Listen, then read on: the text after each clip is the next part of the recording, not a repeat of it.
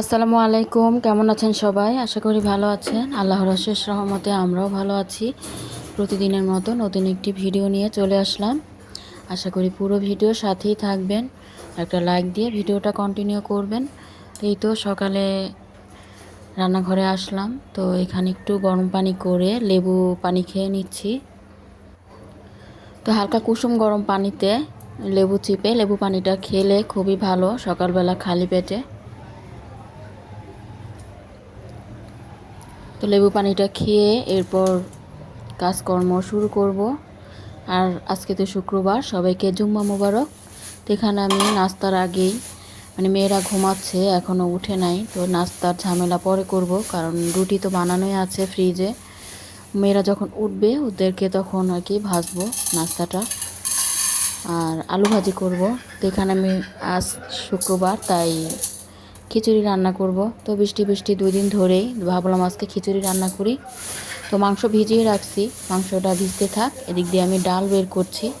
তো কয়েক আইটেমের ডাল একসাথে বের করে ভিজিয়ে রাখবো। তো 1-1.5 ঘন্টা ভিজলে এরপরে সিদ্ধ করব। আমি তো আবার ডালটা চালের সাথে খিচুড়ি রান্না করলে ডালটা ভিজিয়ে রেখে এরপর প্রেশার কুকারে সিদ্ধ করে নিই, গালিয়ে নিই আর কি। তো ডালটা সিদ্ধ করে গালিয়ে নিলে খিচুড়িটা বেশি মজার হয় খেতে, কারণ ডালটা সিদ্ধ হয়ে খিচুড়ির সাথে মিশে যায়, তাহলে খিচুড়িটা কি বেশি ভালো লাগে। তো ওভাবেই রান্না করি।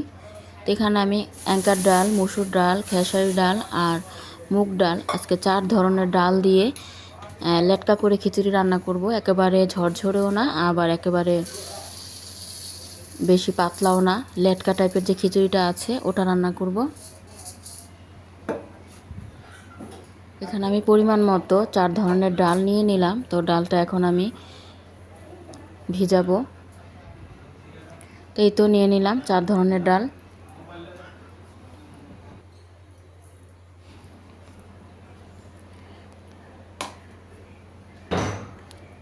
তো এই তো এখানে মুগ ডাল, খেসারি ডাল, মসুর ডাল আর অ্যাঙ্কার ডাল। এখন এটা আমি ভিজিয়ে এরপর ধুয়ে নিব।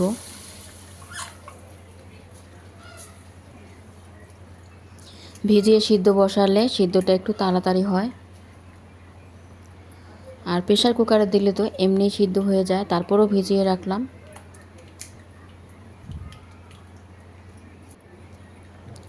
তো এই তো ধুয়ে নিলাম ডালটা, এখন এক সাইডে রেখে দিব। আর অফ ক্যামেরা আলু কুচি করে নিলাম, আলুর সাথে পেঁয়াজও কেটে নিলাম। তো এটা এখন ধুয়ে নিচ্ছি, আলু ভাজি করব।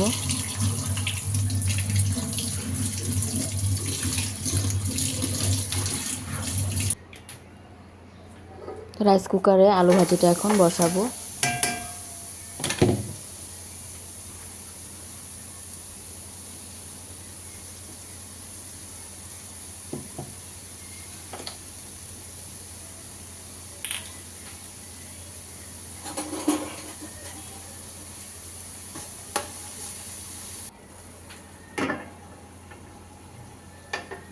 তো কাঁচামরিচ দিব, আর একটু লবণ আর একটু কালারের জন্য হলুদ দিয়ে দিলাম।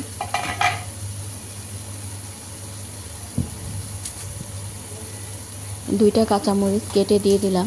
তো আলু ভাজি হতে তো বেশি সময় লাগে না, তো ঢাকনা দিয়ে রাখছি, পরে কিন্তু আলুটা সিদ্ধ হয়ে গেছে। আর এদিকে মাংসটাও ভিজে গিয়েছিল, আমি অফ ক্যামেরায় পুরোটাই কেটে নিলাম। আর ডালটাও ভিজে গেছে, ডালটা সিদ্ধ বসাবো। আর এই তো কাঁচামরিচ, মাশাআল্লাহ কাঁচামরিচগুলো দেখতে খুবই সুন্দর, বোম্বাই মরিচের মতো মোটা মোটা। তো এগুলো এখন ভাজবো।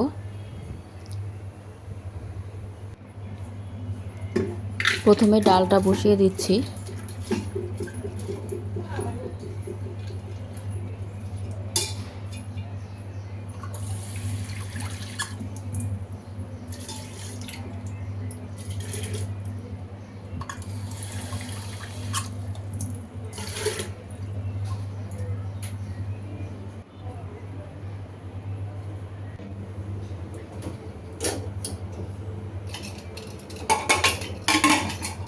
প্রেসার কুকারে দিয়ে দিলাম।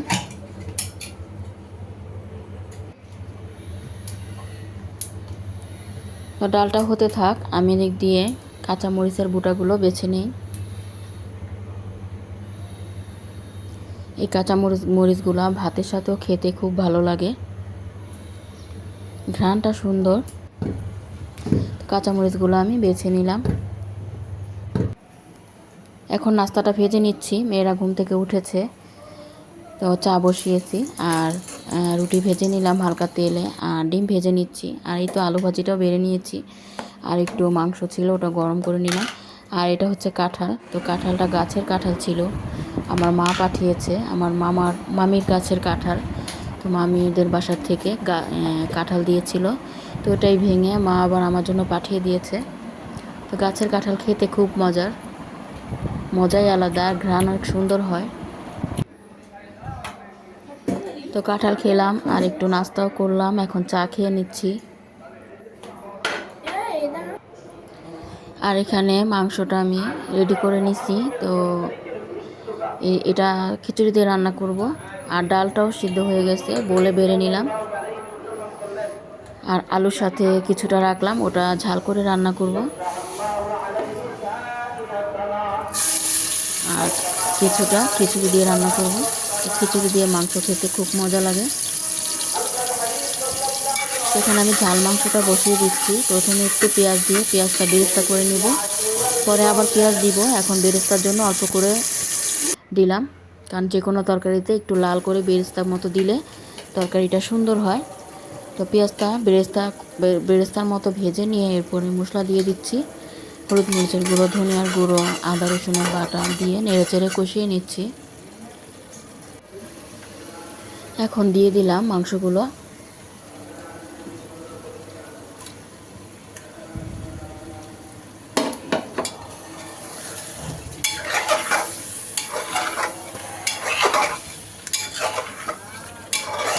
মাংসটা কষিয়ে নিয়ে এরপর কয়েকটা আলু দিব, আলুটা পরে দিব।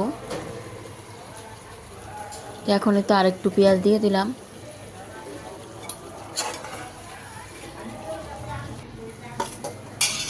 আর এদিক দিয়ে রাইস কুকারে, আমার আগের যে রাইস কুকার হাঁড়িটা, এই হাঁড়িটার মধ্যে খিচুড়ি রান্না করতে খুব ভালো, এজন্য এই রাইস কুকারের চুলাতে আমি হাঁড়িটা বসালাম। তো পেঁয়াজটা ভেজে নিয়ে এখন আদা রসুনের বাটা দিলাম, আর মশলা রেডি করে রেখেছি, মশলাগুলো দিয়ে দিব। এরপর দিয়ে দিলাম মশলাটা।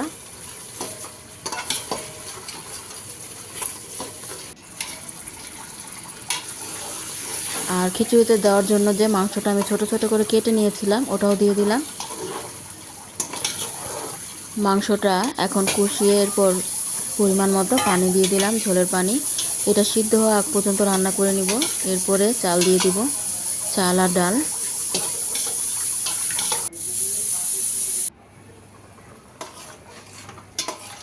বারবার নাড়াচাড়া করে করে সিদ্ধ করে নিব, মাংসটা রান্না করে নিব।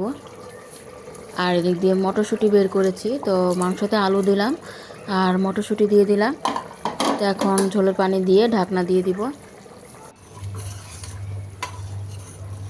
তো মাংসটা দেখছি সিদ্ধ হয়েছে কি না, এখন চাল দিয়ে দিব।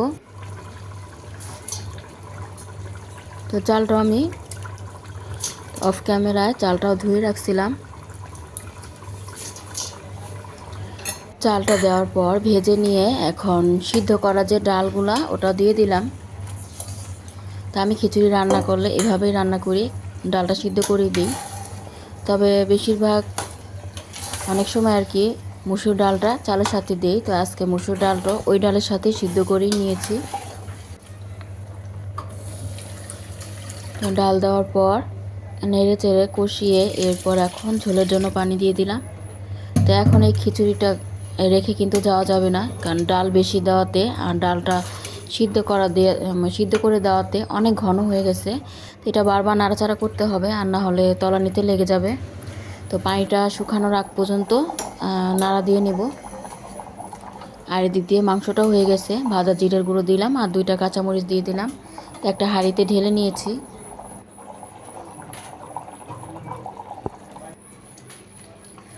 আর এই তো খিচুড়িটা আমি বারবার নাড়াচাড়া করে রান্না করে নিচ্ছি।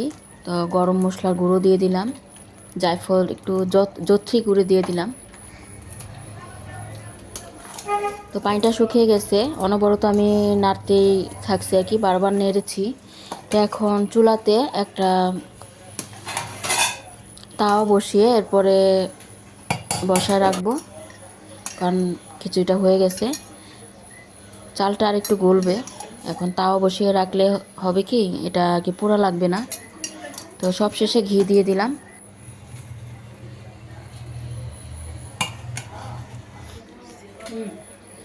তো সব কিছু রান্না বাড়া শেষ, এখন সব কিছু গুছিয়ে নিলাম। তো টেবিলে দিয়ে দিলাম খিচুড়িটা, মাংস। এরপরে তো বাকি কাজ সেরে এখন খেয়ে নিব। আর মেয়েকে প্লেটিং করে সাজিয়ে দিলাম। মেয়ে আবার প্লেটিং করে সাজিয়ে খাওয়াটা খুব পছন্দ করে, মানে স্পেশাল কোনো খাবার হলে। আবার ছবিও তুললো এজন্য।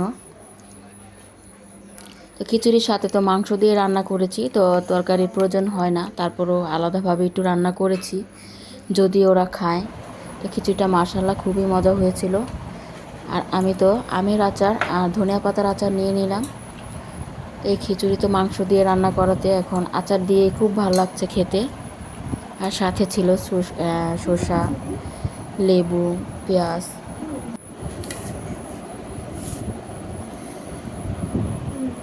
খিচুড়িটা অনেক আঠালো হয়েছে, আর এই আঠালো খিচুড়িটা খেতেই খুব মজা লাগে।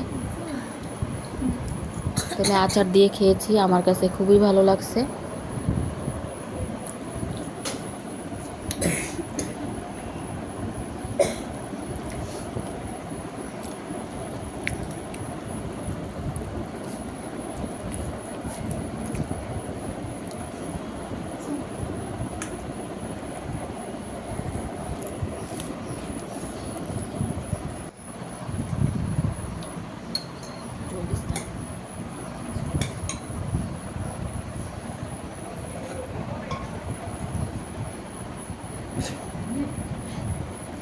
তো মেয়ে আবার আমাকে তরকারি দিয়ে দিল, আমি বললাম দিও না, এমনিতেই মজা লাগছে।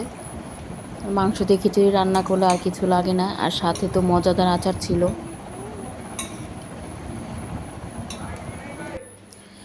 এরপরে আসরের টাইমে নামাজ পড়ে এই ঘরে একটা চাদর বিছিয়ে নিলাম। তো এই চাদরটা মানে 2টা চাদর অনলাইনে অর্ডার করেছি, বেশি প্রাইস কমই, 550 করে ডেলিভারি চার্জ, মানে 550 করে 2টা 1100 পড়েছে।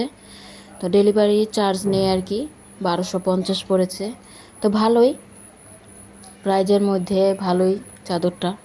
তো চাদরটা বিছালাম, কেমন হয়েছে চাদরটা জানাবেন কমেন্টে। আর এই যে এটা হচ্ছে আরেকটা চাদর, তো একটা বিছালাম। আর এই যে এটা আরেকটা, এটা মিষ্টি কালারের মধ্যে, এটাও ভালোই, খারাপ না। দুটো চাদরই খুব সুন্দর।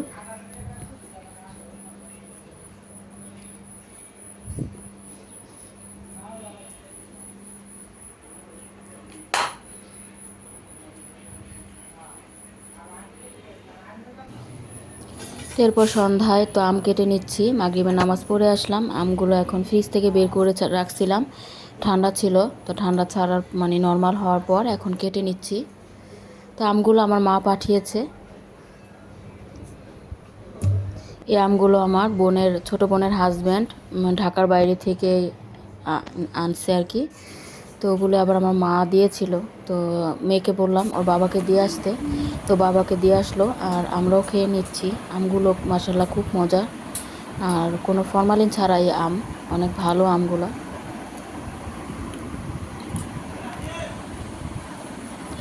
তো মেয়েরা শুধু আমের পিসগুলো খায়, আর আঠি তো রয়ে যায়। তো কী আর করার, আমি বসে বসে আঠিগুলো খাই। তো আঠি খেতে কিন্তু ভালোই লাগে। এরপরে চা খেয়ে নিচ্ছি। আর আজকের মতো ভিডিওটা এখানেই শেষ করছি। তো কেমন হলো ভিডিওটা কমেন্টে জানাবেন। আজকের মতো ভিডিওটি এখানেই শেষ করছি। আল্লাহ হাফেজ, আসসালামু আলাইকুম, সবাই ভালো থাকবেন।